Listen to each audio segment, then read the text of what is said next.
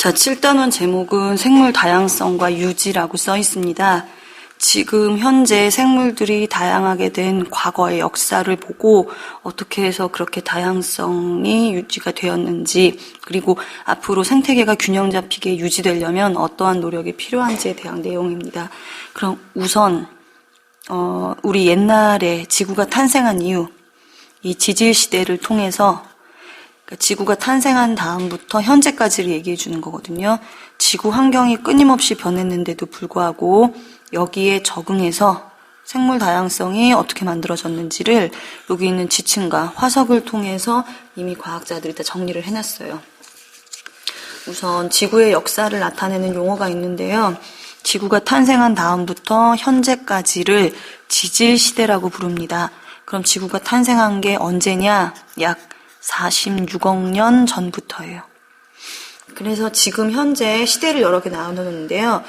제가 좀 칼라로 보기 좋게 해놨으니까 구분이 되는 선은 따로 학습지에다가 잘 표시하시면 됩니다. 우선 색깔 보시면 알겠지만 크게 4개의 지질 시대로 나뉩니다. 제일 색깔이 긴 거, 이게 뭐냐면요. 선, 캄, 브, 리, 아 시대. 그 다음부터는 고생대, 중생대, 신생대, 이렇게 나눠져 있습니다. 자, 그 다음 어디부터 어디까지를 고생대라고 하느냐? 아까 맨 처음에 얘기했던 지구 탄생 46억 년 전부터 5억 여기 대략 4천만 년, 4,100만 년 뭐 이렇게 책에 나와 있는데 그냥 여기 5억 4천만 년까지 할게요. 그 다음에 고생대는 언제까지냐? 여기 해당되는 숫자는요 2억 5천만 년으로 적어주세요. 대강 5억, 2억 이 정도는 알고 계셔야 돼요. 그럼 신생대는 언제부터냐? 요건 좀 위에다 쓸게요. 1억이 안 돼요. 6,600만 년.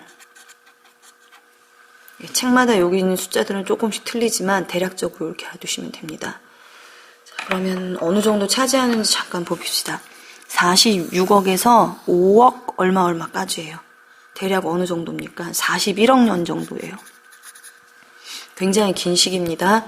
그 다음 고생대에서 중생대 사이, 즉 고생대의 기간이 어느 정도냐? 5억 4천에서 2억 5천이니까 대략 한 3억 년 정도 되는 시기고요. 중생대는 2억 5천부터 6천까지니까 대략 한 2억 정도 되는 시기. 그 다음 신생대는 1억이 안 되는 굉장히 짧은 시기예요. 그리고 이제 여기에 인간이 등장을 해서 이루어지는 그 시대는 따로 역사시대라고 보통 얘기를 합니다. 근데 지금은 지구 전체에 해당되는 시대를 얘기를 해주는 거예요. 자, 그럼 이렇게 나눠지는 기준이 뭐냐? 바로 위에 있거든요. 어떻게 기준을 하냐면 생물들이 나타나서 엄청나게 번성, 그 전 지구를 다 뒤덮을 정도로 살고 있다가 갑자기 한순간에 다 사라져요. 멸종 되는 것을 구분해서 시대를 보통 얘기를 합니다. 그러면 이 시대들의 각각의 특징, 환경적인 특징, 수륙 분포, 육지와 바다의 분포, 이때 번성한 생물들은 특징이 어떻게 되느냐라는 건데 다시 네모칸 써 있을 거예요. 여기에 들어갈 단어들이 좀 전에 아까 썼던 거, 선 캄브리아 시대, 고생대, 중생대, 신생대 이렇게 됩니다. 우선 선 캄브리아 시대는 여기 발견되는 화석이 거의 없어요. 제대로 알 수가 없다라는 겁니다. 왜 발견되는 게 없느냐? 일단 시간이 너무 오래됐어요. 41억 년 동안 지질 변화도 많고 화산, 지진, 그 다음에 습곡 산맥, 기타 등등 이것 때문에 너무 오래돼서 남아있는 게 없고요. 또 하나 중요한 건 뼈가 있는 생물이 없습니다. 단단한 부분이 없고 거의 단세포 생물이기 때문에 현재까지 남아있는 애들이 없어요. 그리고 여기에 특징 중에 하나가 대기 중에 산소가 없습니다. 산소가 없다는 건 O3, 오존층이 없어요. 한번 했었죠. 오존층이 유해 자외선을 막아주는데 그게 없으면 바다에서만 생물이 살았어요. 그래서 가장 대표적으로 바다에서 그 처음으로 나왔던 광합성하는 생물이라고 해야 되나? 이게 이름이 뭐냐면 스트로마 톨라이트예요. 현재 남아있는 지구상에 남아있습니다. 근데 돌멩이처럼 생겼어요. 이게 과연 무슨 생물인가 싶을 정도로. 이거는 바다에서 남세균이라는 데서부터 발달돼서 이렇게 만들어진 겁니다. 자, 그 다음 고생대 때의 특징은요. 요거 잠깐 보세요. 대륙들이 거의 한 덩어리였어요. 이거를 초대륙 뭐라고 불렀느냐? 판게아라고 불렀습니다. 이 시대 때부터 점점 갈라져서 현재 이렇게 세계지도의 모습이 됐다라는 뜻이었어요. 고생대는 이제 드디어 산소 농도가 아까 여기 원시 해조류에서 광합성을 시작하는 바람에 산소가 생기고요. 그래서 드디어 오존층이 만들어집니다.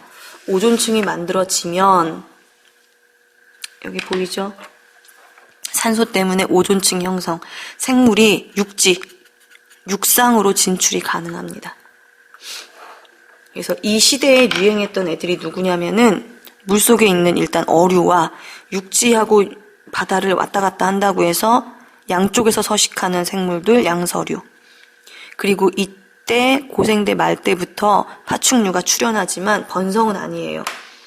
그럼 이 당시에 가장 유행했던 화석이 누구냐? 삼, 엽, 충. 예, 바퀴벌레처럼 생기네. 뒤에서 다시 한번 얘기할게요. 자, 그 다음 식물들, 이건 동물들이고요. 식물들은 고사리 같은 양치식물. 고생대 때 이 고사리들이 지금 현재 뭘 만들었다고 했습니까? 석탄층을 만들었다고 했죠.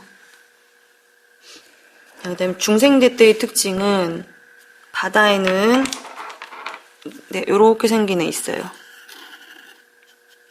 이게 조개 껍데기 이렇게 말린 거. 여기 안에 오징어 같은 애들 세웠다고 생각하시면 돼요. 그래서 오징어처럼 부드러운 몸통은 다 이제 화석으로 안 남고 단단한 부분만 남았습니다. 얘 이름이 누구냐면 암모나이트. 그리고 육지에서는 공룡 같은 파충류. 그리고 식물은 거시식물. 물이 번성했습니다. 자, 그 다음 신생대 때는요. 공룡이 다 멸종되고 지금도 하나도 남아있는 게 없습니다. 포유류. 그리고 여기에 중요한 거는 여기 속시식물. 그래서 요거 좀 같이 연결해서 보셔야 되는데요. 어떻게 보는 거냐. 식물들은 맨 처음에 물속에서만 살다가 고사리 같은 양치식물에서 거시식물에서 속시식물로 네, 요게 이렇게 지금 진화되고 있는 거고요. 그 다음에 물속에서만 살던 어류, 양서류가 파충류, 그 다음 포유류 이런 식으로 진화가 이루어진다고 생각하시면 됩니다. 자, 62번 학습지는 이게 다른 출판사 교과서인데요. 우리 교과서도 이런 비슷한 사진이 있으니까 한번 좀 확인해 보시면 되는데 우선 제가 좀 칼라로 일부러 준비했어요. 성캄브리아 시대는 여기 46억 년부터 여기 보시면 5억 4,100까지라고 이렇게 돼 있어요. 그리고 여기 2억 5,200, 그 다음에 여기 6,600, 신생대까지 이렇게 구분이 돼 있습니다.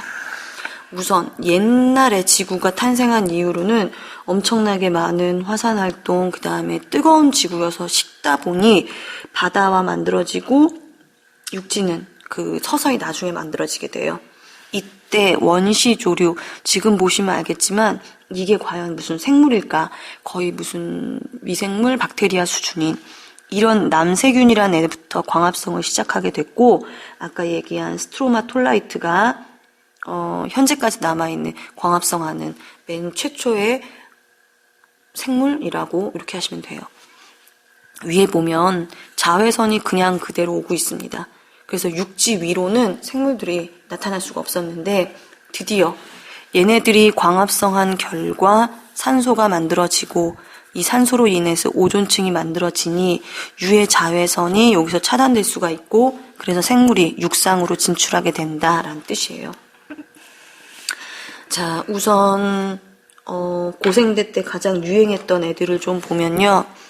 대부분 어류, 그다음 양서류, 그 다음에 중생대 때는 여기 파충류, 공룡 같은 애들, 그 다음에 여기에 포유류 이렇게 돼 있어요. 자, 우선 여기서 조금 더 뭘 봐야 되느냐? 얘 보이세요, 얘? 얘가 삼엽충이에요. 3.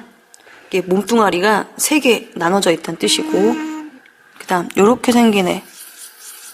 얘가 암모나이트예요. 다시 한번 보여주면요. 네, 얘가 암모나이트 이렇게 생긴 거. 원래 몸속 안에는 오징어처럼 생긴 애들이 살고 있으나 단단한 부분만 남은 거. 그다음 요렇게 바퀴벌레처럼 생긴 거. 얘가 삼엽충이에요. 삼엽충. 그 다음에 대부분의 공룡 뼈 화석들이 발견이 되고요. 요거는 털 달린 코끼리. 여기 위에도 있어요, 그림. 이 누굽니까? 매머드예요, 매머드. 맘모스 아니고 매머드라고 해서 요런 화석도 현재 남아 있습니다. 자, 이렇게 과거에 살았던 생물의 유해나 흔적, 뼈, 죽은 시체 또는 발자국 아니면은 알껍질 이런 것들이 보존돼 있는 거를 화석이라고 하는 거고요. 화석은 알겠지만 죽은 다음에 땅속에 묻히고 눌러지고 다져져서 나중에 몸이 드러나는 겁니다. 얘들로 알 수 있는 거는 어떻게 살았는지, 그다음 그 당시에 환경이 어떤지까지도 알아낼 수 있습니다. 아까 지지시대를 구분하는 기준이 생물들이 번성했다가 갑자기 다 죽어버리는 대멸종이 이루어진다라고 했는데요. 지지시대 동안 한 5번 정도의 대멸종이 일어났어요. 그 이유는 아까도 얘기했듯이 육지하고 바다하고 바뀌어요. 해수면, 갑자기 해수면이 상승한다던가 해수면이 내려가서 뭐 밑에 있는 게 나타난다던가 대규모 지진, 화산 이것들에 의해서 바뀌기도 하고요. 지금 가장 유력시되고 있는 공룡이 멸종하게 된 원인은 지구에서의 원인이 아니라 소행성의 충돌. 지구, 대기권이 있는데 우주에서 날라온 돌멩이가 다 타면 유성, 그래서 별똥별이라고 부르는 거예요. 타고 남은 덩어리는 보통 운석이라고 하거든요.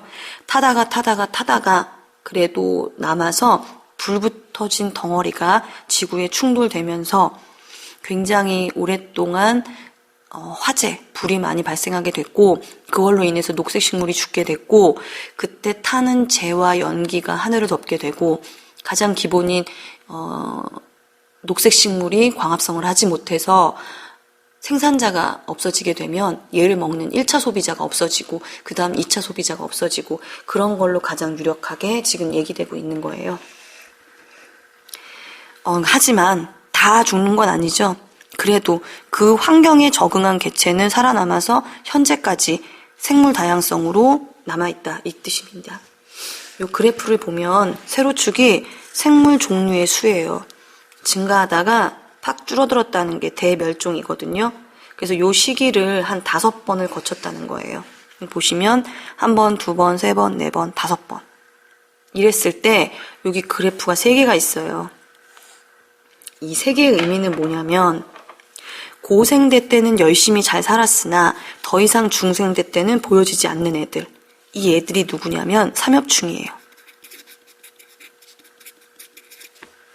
자, 그 다음 고생대 중간부터 살기 시작했는데 중생대까지는 살았으나 신생대부터 안 보이는 애들이 있어요. 얘가 누구냐면 암모나이트. 외국에 나가면은 이렇게 생긴 애들 뭐 수족관에 있는데 걔네들은 앵무조개라는 애들이고 암모나이트는 아닙니다. 그다음 마지막 얘는요, 중생대까지만 살다가 죽었어요. 딱 여기만. 그 대표적인 게 누구냐면 공룡. 요 시대만 살다 딱 죽게 됩니다. 그래서 거의 다 시대를 구분하는 기준이 된다라고 생각하시면 돼요. 위에서도 잠깐 나왔는데요. 대부분의 생물이 멸종을 하지만 그래도 살아남는 애들이, 즉 환경에 적응해서 계속 변화하면서 버티는 애들이 있어요. 이때 오랜 시간에 걸쳐 환경에 적응하면서 변화하는 이것을 과학적인 용어로 진화라고 얘기를 하고요. 그 다음 같이 태어났는데도 불구하고 애들 사이에 약간의 차이가 생기는 거, 이거를 뭐라고 하느냐, 변이라고 얘기합니다. 변이. 그래서 생물이 변하는, 지금까지도 진화하는 이유가 변이와 자연 선택으로 설명할 수 있는데, 변이라는 거는 조금 다른 애가 거기에 적응해서 계속 살아남을 수 있는 건데, 문제는 여기 자연 선택이죠. 자연 선택은 뒷페이지에서 할 건데요. 다윈이 목 긴 기린과 목 짧은 기린이 존재하고 있었을 때 나무 위에 있는 잎사귀를 먹는 목 긴 기린이 살아남기에 더 유리했기 때문에 현재처럼 얘만 남는다라는 이론으로 정리했던 내용입니다. 네, 그 다음 학습지에는 아까 얘기한 다윈이 주장한 자연 선택설입니다. 네, 중요해요. 꼭 기억하세요. 여기 보시면 기린의 다양한 개체들 사이에 목이 좀 더 긴 애가 있고 목이 짧은 애가 있는 거예요. 그들 사이의 생존 경쟁. 얘는 더 잘 먹고 살아남을 수 있지만 얘는 먹이를 먹지 못해서 죽을 수밖에 없는 그런 거죠. 그래서 환경에 유리한 개체가 살아남아서 계속 그 형질이 자손에게 전달되도록 선택된다. 이거를 다윈이 주장한 자연 선택이라고 하는 거고요.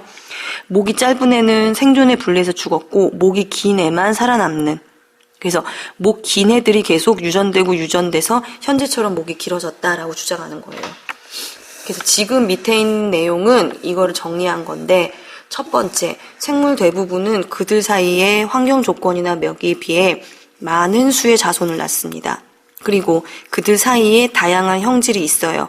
아까 얘기한 목이 좀 더 긴 기린, 목이 짧은 기린이 있는 거죠. 얘들 사이에 먹고 먹히는 관계. 그 다음에 내가 여기에 더 살겠다. 먹이가 풍부한 곳에서는 자기들이 그 자리를 더 확보하고 싶어 하는 거죠. 그리고 힘이 센 애가 배우자도 또 선택하는 거고요. 그래서 이들 사이에 생존 경쟁이 일어납니다.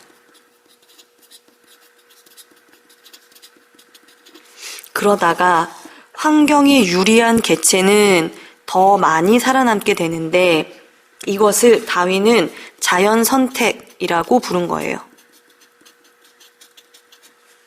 그 애들만 선택되어서 전달된다는 거죠. 그 애들이 계속 자손에게 유전되고 그러면서 생물 전체의 진화가 이루어지게 된다라는 게 바로 다윈이 주장한 자연 선택설로 진화를 설명하는 내용입니다. 이게 가능했던 이유는 대표적으로 나오는 게 갈라파고스 군도에 있는 핀치레라는 새예요. 새. 핀치새. 일반적으로 핀치새 부리는 이렇게 생겼는데 갈라파고스 군도 섬들이 여러 개 흩어져 있거든요. 그러다 보니 각각의 부리들의 모습이 다르게 진화가 된 거예요. 왜? 그 섬에 있는 먹이들이 그거밖에 없으니까. 그래서 일부러 영어 자료는 해놨지만 크게 어려운 거 없습니다. 얘들은 씨앗 종류를 먹는 애들, 얘들은 과일이나 아니면 꽃들을 먹는 애들, 얘들은 새로 나오는 싹들을 먹는 애들. 그 다음 여기 특이하게 얘는 뭐냐면은 도구를 써요, 도구를. 도구를 써서 벌레를 잡는 애들. 이렇게 각각의 핀치새의 부리가 다른 걸 보면서 그 환경에 유리한 애들만 살아남기 때문에 자연선택설을 설명할 수 있다라고 주장을 한 겁니다. 이 자연선택설로 또 다시 적용할 수 있는 게 바로 뭐냐면요. 슈퍼박테리아. 요즘에 우리 감기 바이러스도 계속 진화되고 있으니까 그 전에 썼던 항생제가 듣지 않고 더 강력한 약이 듣는 그거하고 마찬가지예요. 처음에 자연 상태에서 어떤 변이에 의해 항생제의 내성을 가진 애가 태어날 수 있는 거예요. 아까 얘기한 대로 목 긴 애, 목 짧은 애, 이 중에서 얘가 변이가 될 수 있는 거죠. 그래서 이 항생제의 내성이 있는 세균만 살아남아서 남게 됩니다. 그리고 얘네들이 계속 전달돼요. 이게 바로 자연 선택이죠. 그러다 보니 웬만한 항생제에는 다 견뎌내는 집단으로 진화가 이루어지다. 그래서 슈퍼박테리아라는 게 나온다라는 뜻이에요.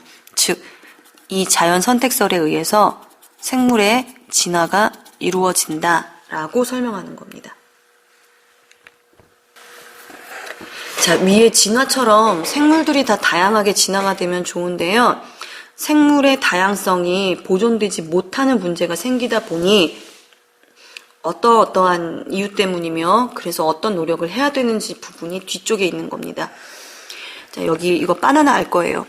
바나나는 원래 그로 미셸이라는 종류밖에 없었는데 유전자가 다 똑같아서 병에 걸려서 다 죽었고 현재는 캐번디시종만 있다라고 했었죠. 그런데 얘 또한 어떤 유전병에 걸리게 되면은 다 죽게 돼요. 그러면 우리는 바나나를 못 먹게 되는 상황으로 벌어질 수 있습니다. 이렇게 종이 다양하지 않으면 그 종이 멸종될 위기에 처해 있는 거고 생태계 전체가 문제가 될 수 있다는 거거든요. 그래서 그 뒷페이지에 보면 지구에는 다양한 환경에서 각각의 환경에 적응하여 진화한 다양한 종류의 생물이 살고 있다. 이게 바로 생물 다양성이에요. 똑같이 여우인데도 북극에 적응하는 여우와 사막에 적응하는 여우와 일반 온대기후에 적응하는 여우가 다르잖아요. 그래서 각각 환경에 적응해서 지냈다는 겁니다. 그 다음 다양성이 높으면 높을수록 생태계가 안정되게 유지돼요. 우리 먹이 그물이랑 먹이 사슬 배웠을 거예요. 먹이 사슬처럼 복잡해야지, 먹이 그물처럼 복잡해야지 먹이 사슬처럼 이렇게 하나만 연결되면 하나의 생태계의 구성 요소가 없어지게 되면은 다른 애들 다 죽게 되는 거죠. 그래서 굉장히 복잡하게 얘는 얘 먹을 수 있고 얘도 얘 먹을 수 있고 얘도 얘 먹을 수 있고 얘도 얘 먹을 수 있고 다양하게 뻗어나가야 된다라고 했습니다. 그러면 어떻게 하면 이런 다양성이 유지가 되느냐? 똑같은 종이어도요. 유전자가 다르면 유전적 다양성 때문에 유지가 될 수 있고 그 다음에 얘는 한 지역에서 얼마나 많은 종류가 사는지 이거는 종 다양성이에요. 그 다음에 얘는 생태계 종류가 다양함. 그래서 얘는 생태계 다양성이라고 부릅니다. 아까 얘기한 대로 다양성이 높을수록 안정적인 생태계가 유지가 되는데 여러 가지 이유 때문에 생태계가 감소되고 있고 그래서 생물 다양성을 위한 노력이 이러이러하게 필요하다라고 되어 있습니다.